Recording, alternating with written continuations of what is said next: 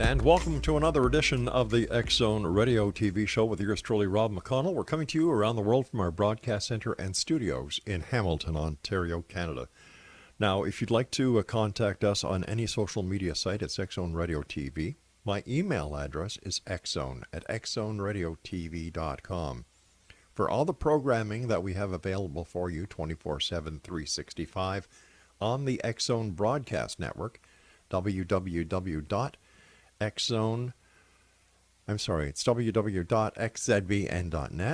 And of course, for Simul TV, we're channel 21, www.simultv.com. Exonation, my guest tonight is Tom Ogden. He is one of America's leading paranormal experts and authors on ghosts and the spirit world. He considers himself a researcher and a paranormal journalist. In preparation for his books, he listens to first-hand accounts, compares to historical claims, and then subjects them all to rigorous examination. Tom is also a member of the Paranormal Investigation Committee on of the Society of American Magicians. His 40 years plus as a professional magician has given him a unique perspective into paranormal phenomenon and what is and isn't possible by trickery. Currently, Tom resides in haunted Hollywood, California. Joining us now from haunted Hollywood, California is our guest, Tom Ogden. And Tom, welcome to the X-Zone. Thank you very much, Rob. It's great to be here for the first time. Well, I'm sure this won't be the last time. Tom, first of all, to you and your fellow Californians, we've been watching the news around the world, in Canada, the United States. Those fires that you're having, our best wishes and our prayers are with you all. Thank you. It is devastating. Yeah. California, of course, this is our driest season. We've come out of the summer and the winter rains haven't started yet. Right. So all of the vegetation on these hillsides have been growing up, because it's mostly chaparral, not forest. And it's statewide. That's one of the big problems as well.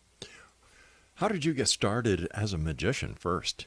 And what was the crossover point to the paranormal? Right. Well, one slight correction. It wasn't 4 years. I've been a magician for 40 years. Oh, I'm sorry, 40 years. No. I probably mistyped that when I sent you my background information. I started as a teenager, and then after getting through college, discovered I had no other marketable skills. So I stayed in magic, which would pay my way through college. Magic has always had this connection with the occult, the supernatural, because of it goes back to ancient times when science separated from religion, and magic was sort of a bridge between the two.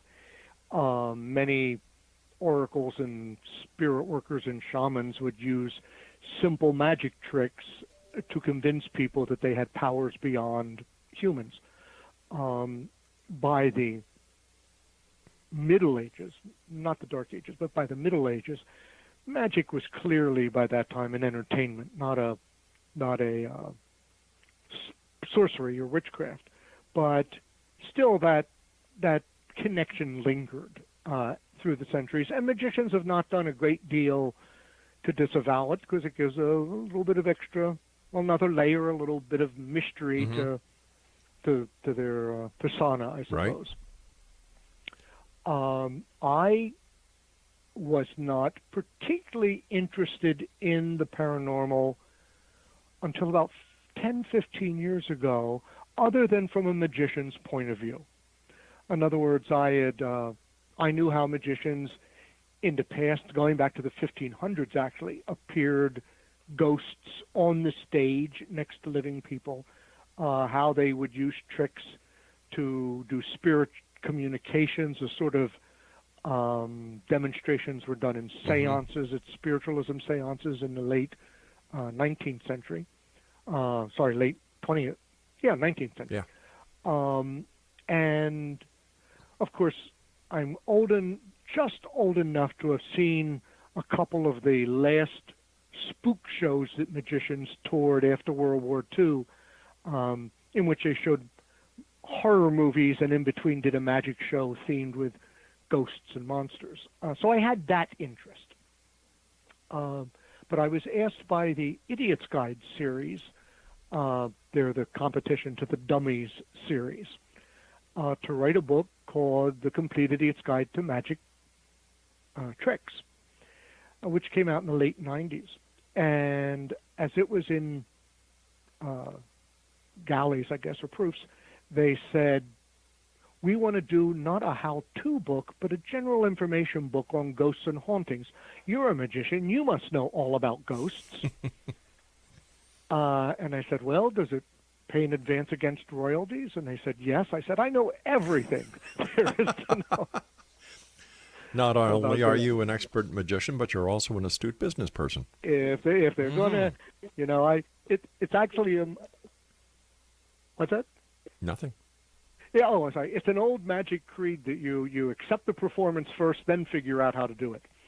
But as I said, I already knew the magic background, but I knew nothing. And of course, I knew famous classic ghost stories, but I didn't know any of the actual scientific investigation that had been done, not just by skeptic societies, but by professional societies who were trying to figure out what ghosts actually are and what they're not. And if they are a returning spirit from a human being after death, why would they bother to come back? They were trying to put together and are still trying to put together sort of a universal theory of the paranormal that would explain why some people will see an apparition, but someone else will only sense a disturbance in the room, or the back of their hair, the hair on the back of their neck will go up, but they don't see anything. To explain why all these things are possible. So when I started researching that end to put in my book, I was hooked. And I said, I have to learn more about this. And then after that book came out, which went through 2 editions, a different publishing house 5 years later, and this is what authors love to have happen, or writers love to have happen, I got an email out of the blue from someone I didn't know saying, hi, we're with Globe Pequot Press in New England. We'd like you to write a book for us called Haunted Highways. So they love it when you don't have to send a proposal. They bring it to us. They were impressed by the take, I guess, on my Ghosts and Hauntings book, that instead of doing it chronologically, when I got into the actual ghost stories, I separated them by types of venues. My premise was that ghosts don't haunt people, usually. They haunt places, and then we stumble into those places. So what type of places do they return to? So there was a chapter on haunted theaters and haunted cemeteries and haunted hotels, and there was one chapter on haunted transportation, which of course featured the stories of the hitchhiking ghosts and that sort of thing. And that's what led them to me. And that one book is turned now into a series of 12 books over the last 24 or so. Last 15, 20 years. Tell me, have you ever seen a ghost? No, but boy, do I wish I had. I think it has something to do with the fact that I'm a magician and I may be trying too hard. Or there's not a skepticism, but a natural elimination or dismissal of not messages, but messages is as good a word as any evidence that something unusual might happen, and I'd just dismiss that, these things happen. But members of my family have. All right, listen, we're going to take a little break here because I have to take my first break, Tom, and I want to thank you so much for joining us. Exonation, Tom Ogden is our special guest this hour. And if you'd like to find out more about Tom, visit his website, www.tomogden.com. This is the X Zone. I am Rob McConnell, and for all of you listeners around the world who love getting the newest edition of the X Chronicles newspaper, it's up at www.xchroniclesnewspaper.com. That's xchroniclesnewspaper.com. xchroniclesnewspaper.com. And Tom Ogden and I will be back on the other side of this commercial break as we continue investigating the world of the paranormal and the science of parapsychology right here in the X Zone. Don't go away.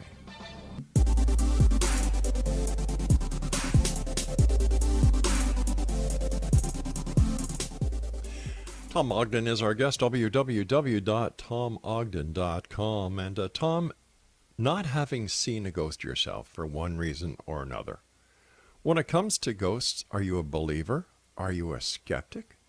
Or are you somewhere in between? Great question. I think that I am a believer until proven otherwise. So you're innocent until proven guilty, or guilty until proven innocent. I know that's a backwards way from most people.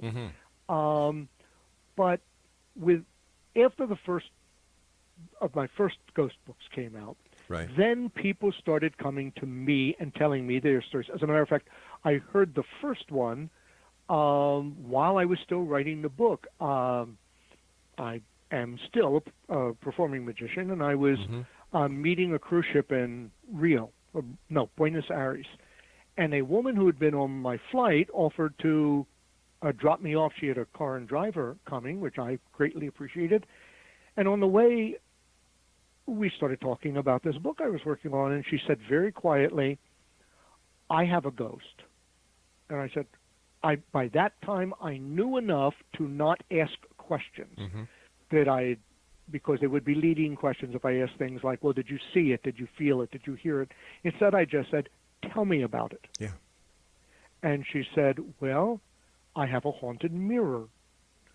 It belonged to my grandmother, and after she passed, she gave it. We received it, and we hung it in our hallway, the same foyer, the same way she had it in her house. She said, and every so often I would go past it out of the corner of my eye. I would see my grandmother's reflection in the mirror, but of course, as soon as I turned directly toward the mirror, she was no longer there. And I said, so what did you do with the mirror? She said, well, I couldn't break it because what if it was a portal to the next world? She said, I couldn't sell it because I couldn't sell my grandmother. But I also, she was so freaked out about this that eventually they put it in storage. I didn't say to her, so you thought it was okay to crate grandma up and put her in the attic, but I assured her that was far from a unique story. That reflective surfaces have been used not only in clairvoyance, prognostication, but also in a portal between the two worlds into antiquity. I said at first it was into a bowl of water, scrying, or a moving stream. It took forward solid shape in the form of a crystal ball, and of course we've all know the magic mirror in Snow White and the Seven Dwarfs. I said also probably the most famous haunted mirror is here in Hollywood where I live. Shall we talk about that? That's a nice segue. I'd love to. It hung for many years in the Hollywood Roosevelt Hotel, which I believe is the most actively haunted place here in Hollywood. It was built about the same time as the Chinese theater, where all the handprints and footprints are. I don't remember the exact date, but it was around 1929, 1930. It was back in that era. And lots of celebrities have stayed there over the years. And Marilyn Monroe used to use that after she became, first of all, her first photo shoot in a swimsuit as Marilyn Monroe was done by the pool there. She would sometimes stay in the cabana houses out by the pool, but usually she stayed in a suite in the upper floors in Suite 1200. Years after her passage, a maid was cleaning up the room and had the same thing happen to her, that as she was looking in a full-length mirror, a vertical mirror. She thought she saw Marilyn Monroe come up behind her, start primping her makeup. And the woman turns, of course, thinking, oh, we have one of these Marilyn impersonators in town, and there's no one in the room. Well, of course, she immediately told the rest of the staff, Yeah. and eventually it created such a stir that the manager of the hotel took it into his own office. And then eventually word got out into the paranormal community, and the mirror was moved down to the lobby where people could check it out for themselves. And eventually they got a tongue-in-cheek usage for it. They put it down by, and when I first saw it, it was by the rear elevators down back by the valets in the back of the hotel. And it was set at the, if you're facing the doors of the elevator, it was to the right, on the right wall. On the, behind you, they had placed a large poster of Marilyn Monroe. So if you stood just right, you could take a selfie of this image of Marilyn Monroe standing over your shoulder, take a picture of yourself looking in the mirror, and Marilyn was over your shoulder. Wow, what a marketing idea. It was, yes, except, of course, it was drawing a lot of people to the hotel who were not staying at the hotel. Bad idea. And bad idea. And the when the restaurant, not restaurant, but hotel and restaurants and everything else, got new owners, not new managers, but new owners. First, they moved it to the mezzanine area, and then eventually they too put it in. They put it in storage when the lobby was being remodeled, but it was never brought back out. Now, I've heard rumors that it was sold to not Scarlett Johansson, Parent Trap, not Haley Mills. Who did the anyway? It was sold to a movie star who had done a Marilyn look-alike themed shoot for a magazine. And she got fascinated for a while and bought the mirror. But I can't get anyone at the hotel to confirm it today. Of course, it's so many years. It's more than a decade since it was taken down that no one, in the lobby staff at the Sure. No, they even say mirror. We had what? Mirror, yeah. But it's far from the only haunting at the Hollywood Roosevelt Hotel. Why do you think certain entities or spirits or memories linger to a point where other people may interact with it, see it in the corner of their eyes? And if they see it in the corner of their eyes, how come they're not able to actually do a face-to-face? Yeah. I wish I had that explanation. I would be a star in the paranormal world because no one knows. Yeah. And the real problem with ghost investigation, I think, is that so much of it is anecdotal. Well, almost all of it is anecdotal, but it's non-repeatable. You can't. It's the same thing. Terrible analogy. Okay. But it's the same thing with my car. When I take it to the garage, it doesn't make the noises I have to have the repairman here to fix. We can't say, don't worry. Anyone who walks by there, if you kind of glance sideways, you'll see it. It just doesn't occur that way. But I don't know why that is such a frequent attempt at whether it is actually a mirror of, a memory of the mirror that triggers a false image, or whether, I don't know. I do not have an answer for that. I wish I did. How can an object retain a memory that could actually cause a person to believe they're seeing that memory? Well, don't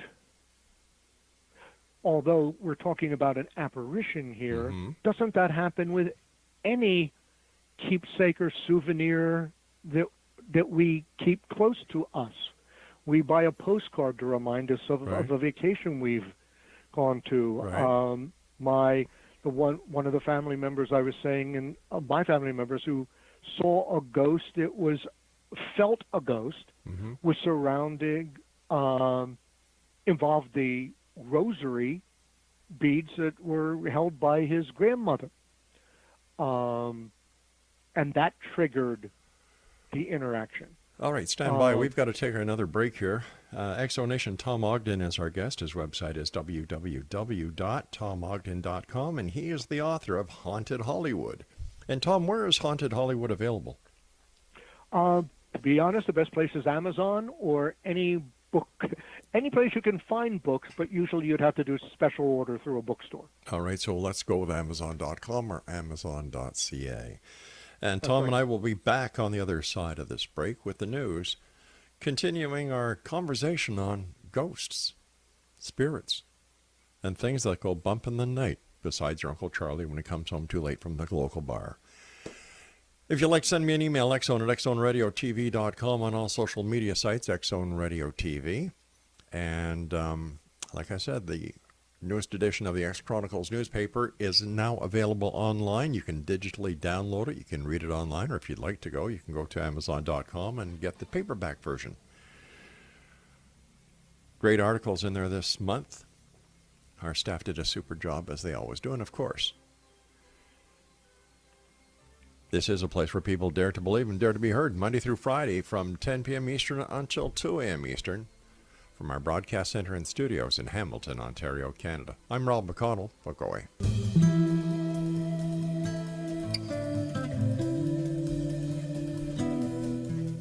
Tom Ogden is our guest, www.tomogden.com. Tom, before we went to the news break, we were talking about memories, and you used the example of how a postcard reminds us of something that we did on our vacation.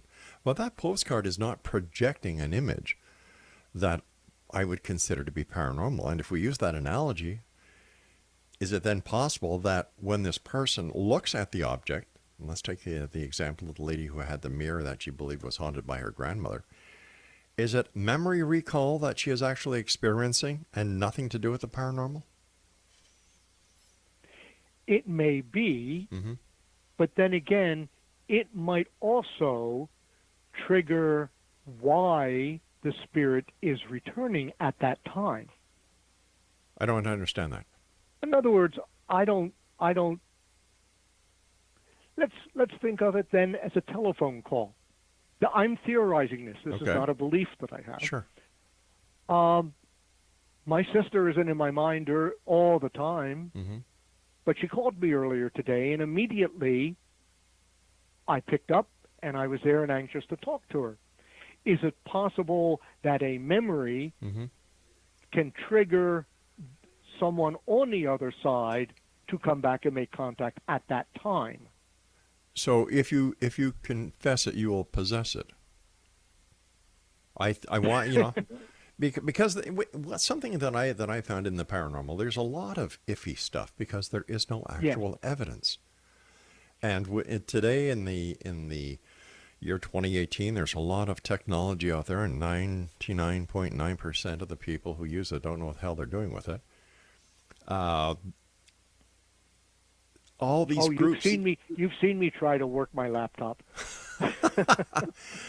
All these different groups that are out there going out night after night and doing paranormal investigations. You would think by now somebody would have caught something that cannot be disputed as hardcore evidence. But all these years later, absolutely nothing. And I really believe that what is happening now is that people are starting to say, oh, come on, not this again. And yet you deal with this, you write about it. So where do you draw the line between reality and belief? That you want to believe something so much that you yourself manifest it. and it has nothing to do with reality at all. Wow, an interesting question, field of inquiry. I also, and this is heresy to ghost hunters, but I'm also suspect about a lot of the electronic use to detect ghosts. First of all, it's all based, their use is based on the what they think ghosts are composed of. The fact that there is electrical energy involved that will emanate something. Right. So if that's not really, at least our understanding of what electrical energy is, it would not be recorded. I find, although it's not repeatable and it's not provable, I actually find the human anecdotal evidence more convincing, and it leads me to believe that it's the human interaction that's necessary rather than a mechanical or technological intermediary. Let me further tell you about what happened with my brother-in-law Randy. Sure. To explain why I feel this way. When he was around 13, now he's now deceased, so I guess he's a spirit someplace. When he was 13 or so, he and his slightly older teenage brother went into their grandmother's bedroom about 3 months after their grandma had died. Now, she was a very fervent Catholic, always carried a set of rosary beads, which were also large enough to place around your neck to wear as a necklace. Everyone in his family, of course I didn't know Randy at this time because he was a kid, everyone in his family knew that the grandmother wanted to be buried with the rosary. But when she died, they couldn't find it. They searched as long as they could. They could never find it. She had to be buried without it. And even though they were grieving, they were still teenagers, and when they were going through a drawer in their grandmother's room, they found the rosary in the back of some other some old clothing. And Randy said he took it out and impulsively put it over his neck, turned to his brother and said, "Terry, look, I'm Grandma." And he said at that moment, something invisible grabbed the back of the rosary at the nape of his neck and pulled it back, not as if they were trying to hurt him or choke him to death, but as if to say, "Those are mine and I'm here." He said this was a couple of seconds. They both saw him, but Randy experienced it. He said he took off the beads, dropped them on the floor. They screamed like little girls and ran out of the room. At a couple hours, they came back and, picked them up and gently put them back and showed their parents. And, it's like they never played with Grandma's beads again. But this was my people who tell me stories like that, who have no reason to have made it up, and that they could not have manipulated themselves, that it's something that has happened to them. Well, those stories I tend to believe. All right, let me ask you as a former police detective. Okay. How old was the child? He was around 13. Around 13, 14. Was he supposed to be in the grandmother's room? Oh, yes. Okay. Was he supposed to be I mean, he could be. It was an open household. They could go anywhere. And, of course, all her things had already been packed away, so he was going, through and he happened to stumble upon them. They weren't looking for treasure. It was just what's in there. But at 13 years old, kids have rather vivid imaginations. The fact that Grandma has been dead for 3 months, nobody could find the rosaries. All of a sudden, he finds them, and he knows, and I'm sure everybody in the family knew, that she wanted to be buried with her rosaries. Here's the rosary, puts it on his neck, Could this have been a reaction to him realizing, hey, wait a minute. Grandma's been dead 3 months. I'm in her bedroom. I've gone through her drawers. I found the rosary that she wanted to be buried with. I put it on my neck. Oh, my God. Click. Absolutely. I agree absolutely. That is possible. Just as we have found that many poltergeist-type activities have occurred when there's an adolescent in the home. Yeah. Especially at the age of puberty. Yep. Which is separate from ghosts and a whole different force we have to talk about if someone's moods are causing external phenomena to happen. So that is possible. But of course, Randy died before I was involved to the point that I went back and grilled him about it. He had told me the experience. And it was only his and his brother's word on what had happened. Plus, you must admit Now, it's a great story. I know, but it is a great story. As a matter of fact, when I do lectures on ghost theory and what is possible and what is impossible, and tell several ghost stories. But because I'm a magician, I include a couple of demonstrations, which I'm very clear to point out. I'm not calling the spirits. I'm duplicating something that allegedly happened once upon a time, and that's one of the things that I recreate in the show lecture, because there are magical means, of course, that you can make an object suspend horizontally or pull. The same way it is now a traditional classic magic trick of the old spiritualism method of spirit writing between two old school board slates. I don't do a lot of those kind of recreations in my show because today's people they've heard about seances, but they really have no idea what happened in them. And today you'd even have to educate them on what school board slates were. Sure. But listen, we've got about 20 seconds before I have to go to my next break. Okay. Have you participated in seances? And if so, as a magician, did you see them as credible, plausible, or just fake? I have never participated in what I considered an honest seance. So let me just leave it at that. All right, you and I will be back on the other side of this break as we ramp up this hour here in the X-Zone from our broadcast center and studios in Hamilton, Ontario, Canada.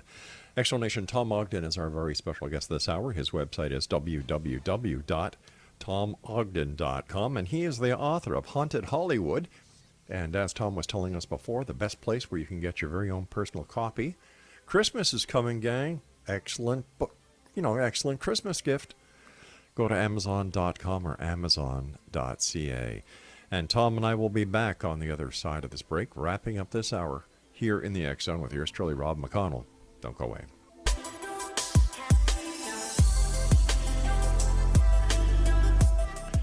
Tom Ogden is our guest, www.tomogden.com. He's the author of Haunted Hollywood, and all you need to do to get your very own copy or give it as a great gift at Christmas time, which isn't that far away, X-Zone Nation. It's available on Amazon.com and Amazon.ca. First of all, Tom, thank you so much for coming on the show. It's been great talking to you and sharing your experiences as a magician and a paranormal investigator. So thank you. Well, thanks. And you've been asking some really provocative questions, which I love because that's the skeptic part of me as a magician.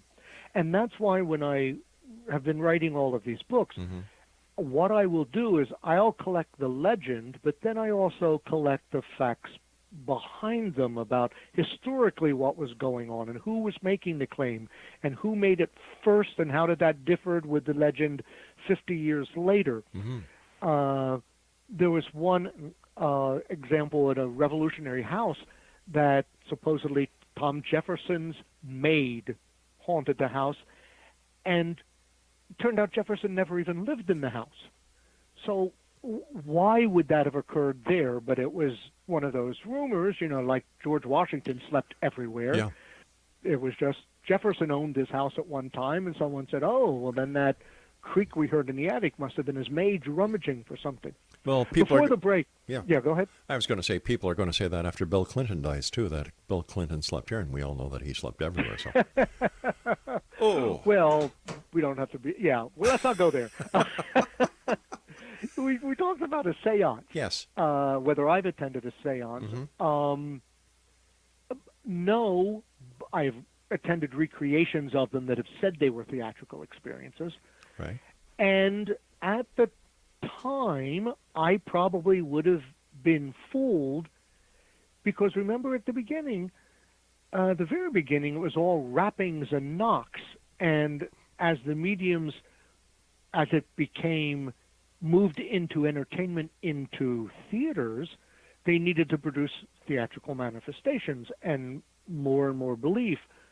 The ones that I find more, I hate to use the word dangerous, but the ones that are more problematic to me are today's mediums. They don't claim manifestations. So there's no way to prove what they say they are experiencing or sensing. My sister once said to me, well, I went to a psychic, and she told me all about myself. And fortunately, she did not try to bring back our parents or her husband. And I said to her, I think it's great fun as entertainment. I said, but anyone who tells you that at 2 o'clock on Thursday, they will bring back your brother to talk to you who died in the war, I said, run and ask you $100 to do it. Run as fast as you can from that person, because that's not the way these things are experienced. They don't happen on a timetable. The same way, and I'm not going to say who the person is because he is a very popular, was a TV medium and also personal appearances, but being a magician and understanding the art of cold reading that I'm sure you've talked about many times on this program with your listeners and experts,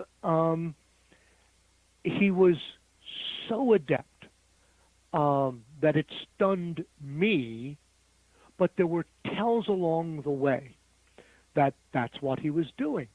And I had no problem with it until he had a woman sitting behind me reduced to tears, thinking that her deceased father was in the room standing next to her. Oh my gosh. Yeah, that is pretty bad. And the fact that this must happen often enough that there was an usher standing at the back of every aisle with a box of Kleenexes in his or her hands. It was much better than you're going on a trip. I think it's another country. I think, it wasn't that type of cold reading. He was really able to elicit responses and had some excuses of why he had misses if he was wrong. You remind me a lot of Harry Houdini. Well, Harry Houdini wanted to believe in the supernatural and the spirit world because, of course, he loved his mother. He lived in the middle of the heyday of the spiritualist movement. He himself, although not many people outside of magicians know this, but before he was famous, one year he and his wife Bess traveled with a circus pretending to be spiritualists. That he didn't do it under his own name. It was this psychic team, supposedly, and he learned all of the tricks of the trade back then. So then later when everybody, including one of his good friends, Arthur Conan Doyle, who wrote the Sherlock Holmes stories, approached him as believers, he felt it was his duty to try to debunk fake spiritualists. And he never came out and said, they are all fakes. He would say, I will listen to any of them, but be prepared that I will expose you if you resort to trickery. And he never found anyone who was able to stand up to repeated examination. Can you tell us about the Paranormal Investigation Committee of the Society of American Magicians? Actually, I just joined it, so I can't tell you a great deal about it. I know that they are not currently going out like the ghost hunter programs you see on TV. Mm-hmm. So I've been a longtime member of the Society of American Magicians, but when I found out about the committee, I just sent in my application and got the card a short while ago. Maybe on a future appearance I could tell you more about that. Sounds great. You mentioned the ghost TV shows. What are your opinion of them? I think they're great entertainment. Mm-hmm. It has provided me with a lot of places I'd like to go to visit and learn more about. My problem with them is they have not, most of them have not had not a magician, but someone who is looking specifically for trickery to go with them as well.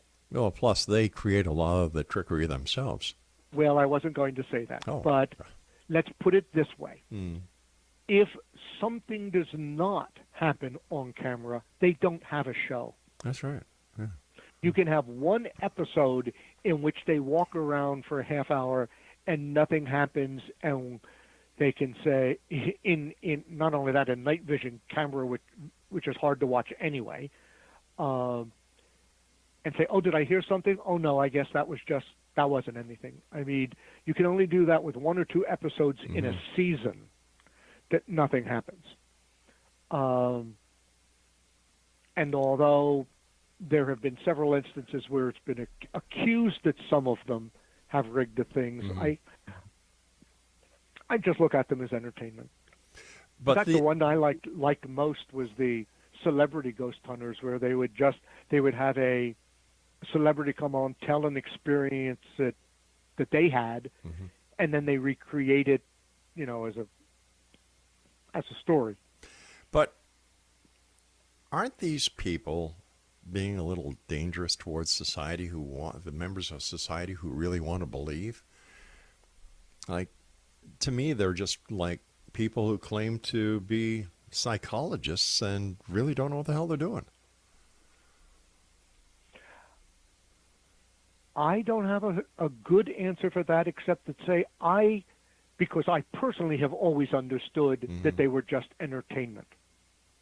So I don't know how many people are watching those shows and truly believing that they're finding these things all the time. Many, many, many, many, many, many hundreds of thousands.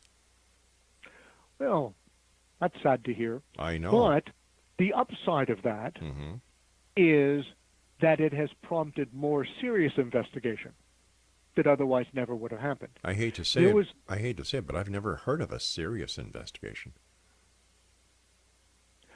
And by that, I don't mean going out with electromagnometers. I mean sitting down and saying, could this happen? Under what conditions will it happen? Right. The British Psychical Society, which was the first one that was founded in the late 1800s to investigate ghost claims, only was formed in a reaction that by that time spiritualism had gotten to London. Yeah. And it was formed as a reaction to extraordinary claims. I hate to do this, but we've run out of time for tonight, good sir. Oh. Tom, I want to thank you so much for joining us. We'll have to have you back on so we can continue this conversation a lot further. Continued success. And Exonation, if you'd like to get a copy of Tom Ogden's book, it's called Haunted Hollywood. It's available on Amazon.com. And if you'd like to visit Tom's website, www.tomogden.com. I'll be back on the other side of this commercial break with the news as we continue here in the X Zone with yours truly, Rob McConnell, from our broadcast center and studios in Hamilton, Ontario, Canada. Don't forget, the X Chronicles newspaper is available online right now, the new edition, at www.xchroniclesnewspaper.com.